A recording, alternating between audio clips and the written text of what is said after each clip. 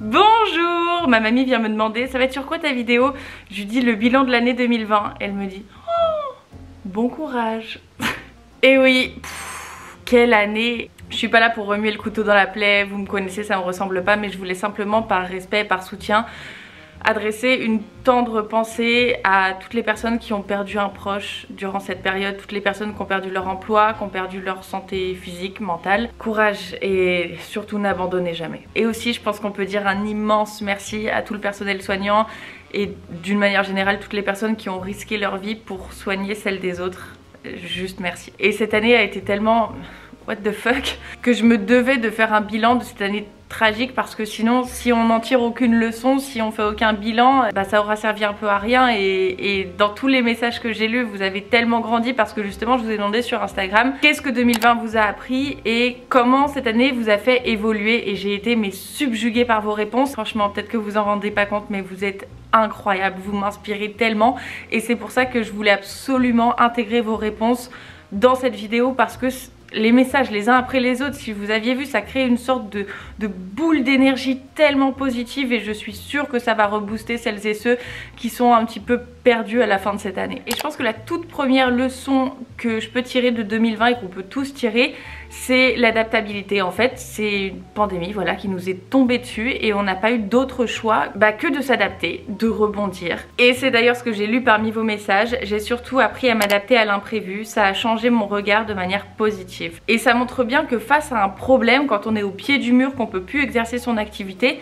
eh bien on essaie justement de trouver des solutions pour s'adapter, pour rebondir. Regardez, les marques ont fait le click and collect, les restaurants ont réagencé complètement leur espace et ensuite on fait beaucoup de ventes à emporter. Beaucoup d'entreprises se sont digitalisées, donc c'est vraiment ça qui m'a frappé en premier, c'est l'adaptabilité des personnes face à cette situation où voilà, on n'avait pas le choix, il fallait qu'on trouve des solutions. Le deuxième terme qui pourrait vraiment caractériser cette année et qui nous apprend encore de nouvelles leçons, c'est la solidarité. Je crois que j'ai jamais vu un mouvement aussi solidaire sur les réseaux sociaux, et je l'ai surtout ressenti lors du premier confinement. Il y a eu tellement de cours gratuits, je pense aux cours de fitness, par exemple Sissi Mua, Pamela Herrey, je pense aussi à Rosalie qui a donné tellement de cours gratuits sur Zoom pour justement apprendre aux entreprises à se digitaliser.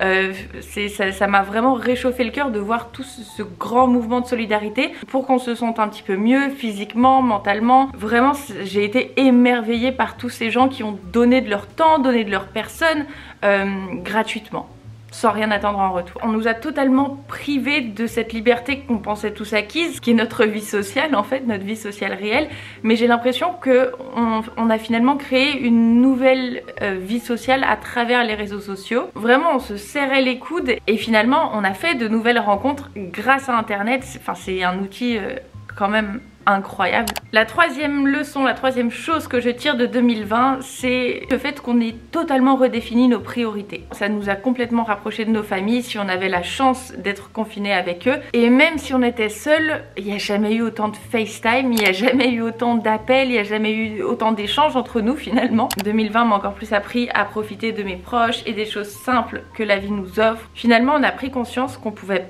totalement perdre du jour au lendemain des gens qu'on aime. Et je trouve que ça nous a encore plus rapprochés justement de nos proches. Les études sont importantes, mais il faut pas oublier que les gens qu'on aime le sont plus. Le plus important est d'être proche de ceux qu'on aime. Et finalement ça nous a fait aussi revoir nos priorités. J'ai eu beaucoup de messages par rapport à ça. Retour à l'essentiel, moins de superflu. Il n'y a rien de plus important que la famille et les choses simples du quotidien. Et bien sûr que le plus important c'est la famille. Et quand elle nous veut du bien évidemment, pas quand on a une famille un peu toxique contre nous.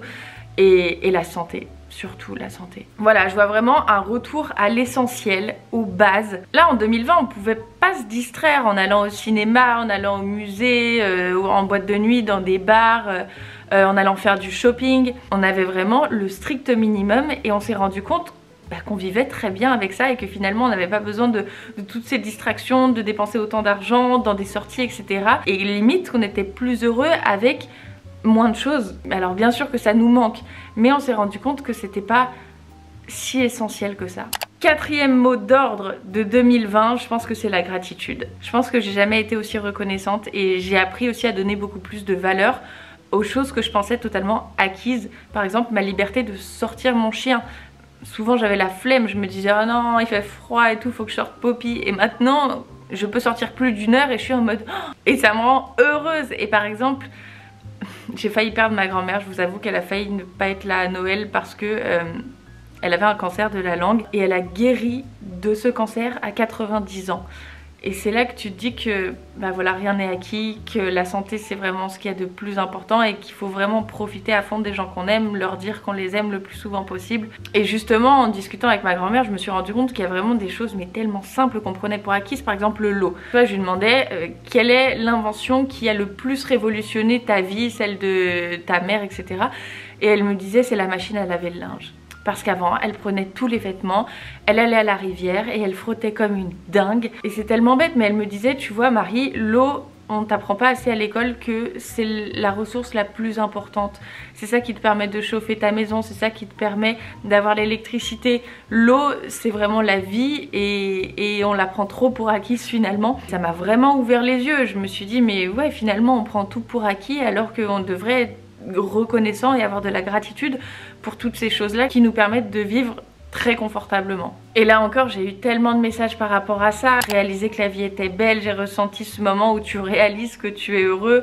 Ressentir la gratitude aide à aller instantanément mieux et il faut poursuivre ses rêves. C'est vrai que la gratitude on en parle souvent mais on ne sait pas vraiment ce que c'est et finalement c'est tout simple. C'est juste être reconnaissant pour les choses qu'on pense acquises, c'est se dire que finalement on a de la chance d'avoir tout ce qui nous permet de vivre confortablement, d'être au chaud, de dormir, de boire, et au final les problèmes qu'on a à côté nous semblent beaucoup plus dérisoires. Le 5e mot d'ordre de 2020, je crois que c'est l'humilité. Ça m'a rendu tellement plus humble, non pas que j'avais un gros ego avant, vous savez je suis pas du tout comme ça, mais plus dans le sens où bah voilà, je peux pas tout contrôler et surtout la nature est plus forte que tout. Accepter que l'on ne peut pas toujours tout contrôler, que la santé est ce qu'il y a de plus important, que tout peut basculer du jour au lendemain et c'est exactement ce qui s'est passé.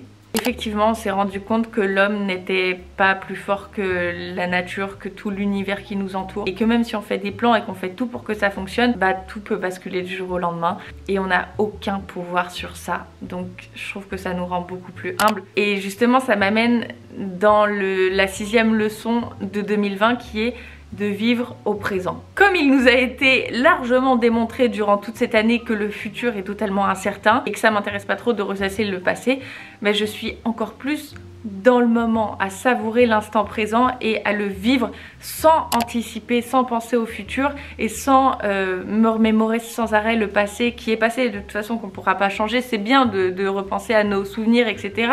Mais ça m'a appris vraiment à être dans l'instant et on est tellement plus heureux quand on vit le moment. Parce que maintenant, pendant que je vis justement un bon moment, je me dis ça c'est un bon moment et là je suis heureuse. Et j'essaie vraiment de prendre conscience que je suis heureuse au moment T, au moment présent. Et j'essaye un petit peu moins de construire mon futur et plus de me dire voilà, j'essaie de passer la plus belle journée que je puisse passer aujourd'hui. Et justement j'ai lu un message par rapport à ça qui m'a vivre chaque seconde de la vie, une leçon transmise de mon papa parti là-haut. Ça m'a brisé le cœur, mais tu vois cette personne a perdu son papa, ce qui est je pense le plus grand drame qui puisse arriver, de perdre un proche.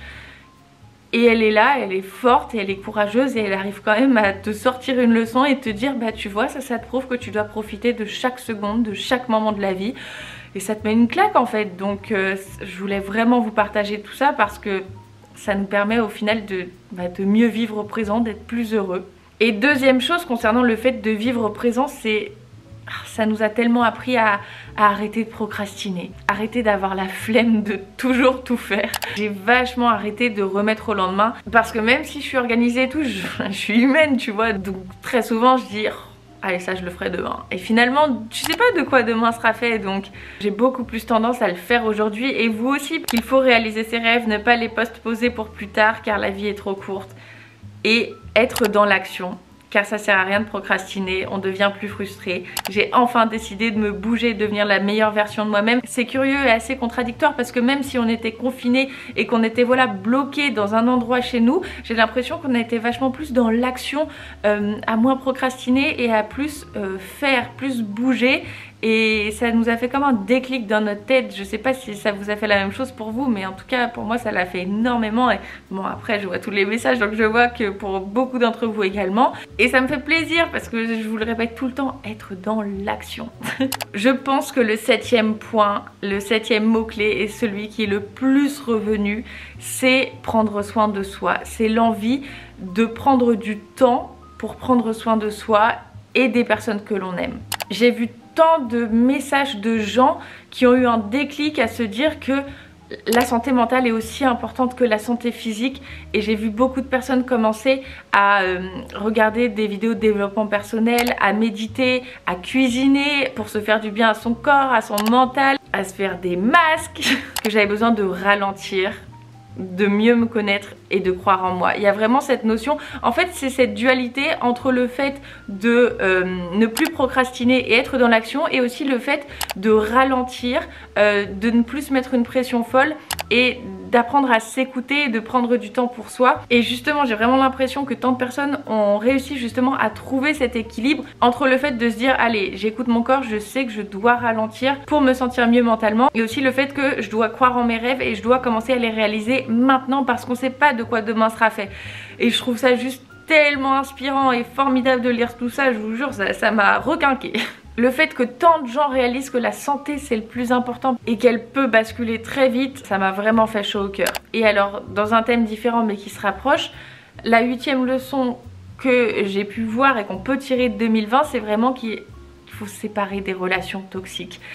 Tellement de messages par rapport à ça aussi. On s'est tous, je pense, séparés des faux amis, parce qu'en fait, en étant loin de tout le monde, c'est là que tu te rends compte qui sont tes vrais amis, qui vient prendre de tes nouvelles, qui prend du temps pour te parler, qui te manque, à qui toi tu manques. Et comme notre temps est ultra précieux, on a repensé à qui on le donnait ce temps-là. Que je me suffisais à moi-même pour m'accomplir et m'épanouir en tant qu'individu. Yes girl! Sur quels amis compter dans les moments difficiles. On a vraiment fait une sélection et on s'est rendu compte que finalement on avait un petit noyau, un petit cercle d'amis sur lesquels on pouvait vraiment compter et qui étaient essentiels. Et je pense qu'on va donner notre temps différemment maintenant. Notre temps c'est le bien le plus précieux, et c'est pour ça que donner notre confiance, notre temps, notre énergie en fait à des personnes qui n'en valent pas la peine, qui nous soutiennent pas spécialement, qui sont pas là dans les moments difficiles, à quoi bon? Donc voilà, on a vraiment redéfini nos amitiés, et pour notre santé mentale, il n'y a rien de plus important que de s'entourer des bonnes personnes. On dit souvent qu'on est la moyenne des 5 personnes qu'on fréquente le plus. Donc le fait de se débarrasser des relations toxiques et de garder en nous de manière très proche et très soudée les gens qui nous soutiennent, qui nous aident, qui nous aiment pour ce que l'on est, qui nous inspirent, qui nous manquent, à qui on manque, c'est tellement important. La 9e chose que nous a appris 2020, c'est de se redécouvrir. Comme on était seul face à nous-mêmes, on a appris à mieux se connaître et surtout à ne compter que sur nous-mêmes. Et aussi à apprécier notre propre compagnie, ne plus avoir peur d'être seul. J'ai reçu aussi beaucoup de messages par rapport à ça. Cette année m'a fait évoluer avec moi-même. Je veux dire, j'ai appris à aimer ma compagnie. J'ai jamais autant appris humainement et sur moi-même, appris à être seule. C'est super important pour s'aimer, d'aimer être seul et ne pas avoir peur de se retrouver face à nous-mêmes justement. Ne pas toujours compter sur les autres pour nous rendre heureuses et se rendre heureuse soi-même. D'ailleurs il y avait un message par rapport à ça aussi qui m'a beaucoup inspirée également. Je suis maître de ma vie, si je suis malheureuse c'est à moi d'agir pour être heureuse. Vous êtes extra, vous êtes vraiment des petits soleils. Et voilà, souvent on compense et on comble la peur d'être face à nous-mêmes en s'entourant de plein de gens, mais des gens qui sont pas vraiment nos amis, qu'on n'aime pas spécialement. C'est juste pour pas être seul en fait. Mais c'est pas grave d'être seul, c'est bon de se retrouver face à nous-mêmes, parce que justement c'est là qu'on peut s'écouter, c'est là qu'on peut apprendre à mieux se connaître et donc à mieux connaître ce que l'on veut vraiment dans la vie, connaître nos valeurs, etc. On s'est redécouvert, on a appris ce qu'on voulait, on a réappris ce qu'on valait, on a complètement redéfini ce qui était finalement le plus important pour nous, nos priorités, où on voulait aller, est-ce que la vie qu'on était en train de mener était alignée avec nos valeurs. J'ai reçu d'ailleurs tellement de messages de personnes qui me disaient ça y est, grâce au confinement j'ai enfin eu le temps de me poser, de me rendre compte que mon travail ne me convenait pas. J'ai postulé et maintenant j'ai un job dans lequel je suis beaucoup plus épanouie, et finalement ça nous a fait prendre notre destin en main et on se laisse moins vivre d'une certaine manière. Et la 10e leçon que nous a appris 2020, c'est relativiser. Relativiser 2 gros projets repoussés à cause du Covid. Cela m'a appris la patience. On a, je pense, tous eu des projets repoussés ou annulés à cause des circonstances. Et en temps normal, je pense qu'on aurait été super énervé de ça. Regardez, ma marque aurait dû sortir depuis plus d'1 an. Mais au final, je suis hyper sereine parce que c'est pas grave, parce que je suis en bonne santé, que mes proches le sont également, parce que si c'est pas sorti l'année dernière, ça sortira cette année ou l'année prochaine, c'est pas grave, ça me laisse le temps de peaufiner. Et je voulais terminer cette vidéo avec 2 phrases qui m'ont beaucoup inspirée, 2 messages qui résument assez bien en final toute la situation et les leçons qu'on a pu tirer de 2020. Justement, mon résumé de l'année, leçon. Être plus à l'écoute, profiter du moment présent et aider. Et une personne qui me dit avoir enfin compris, ta deuxième vie commence quand tu as compris que tu n'en as qu'une. Et je pense sincèrement que rien ne fait plus sens que cette phrase après toute l'année qu'on vient de vivre. Dites-moi dans quelle catégorie vous vous retrouvez le plus, dans quelle leçon vous vous retrouvez le plus. Est-ce que c'est l'adaptabilité, la solidarité, le rapprochement avec vos familles, avoir redéfini vos priorités, la gratitude, l'humilité, vivre au présent, prendre soin de soi, se séparer des relations toxiques, se redécouvrir ou relativiser, ou peut-être un ensemble de ces 10 leçons. En tout cas, ça m'a vraiment fait extrêmement plaisir de lire vos messages et je me suis rendu compte une fois de plus que j'avais une communauté juste exceptionnelle de femmes et quelques hommes tellement intelligentes, tellement bienveillantes, et je suis tellement fière de vous parce que même si on a tous vécu une année terrible, hein, on peut se le dire, une bonne année de... voilà, et bien on a quand même su tirer des leçons et c'est ça qui est beau et qui m'inspire énormément. Vous savez pas à quel point vous m'inspirez chaque jour. Donc merci à vous. Et j'ai vraiment hâte de commencer 2021 avec vous en étant beaucoup plus riche de l'année qu'on vient de vivre. Je suis extrêmement reconnaissante pour tout ce que vous m'apportez au quotidien, pour les personnes que vous êtes, pour tout le soutien, tous les encouragements. Alors merci du fond du cœur. Je vous souhaite une excellente année 2021 pleine de santé, de bonheur, de réussite. Et je sais qu'on va encore avancer loin ensemble, main dans la main, parce que c'est grâce à vous que cette chaîne grandit. Et j'ai vraiment envie d'ailleurs de faire une vidéo sur l'évolution de ma chaîne YouTube. Bref, je pourrais encore parler des heures, mais je vais m'arrêter là parce que je vais aller déjeuner avec mes proches. Moi, je vous embrasse très fort. Prenez soin de vous, prenez soin de votre santé, prenez soin de ceux que vous aimez. Je vous aime et je vous embrasse très fort. On se retrouve l'année prochaine. Oui, il fallait que je le dise, hein.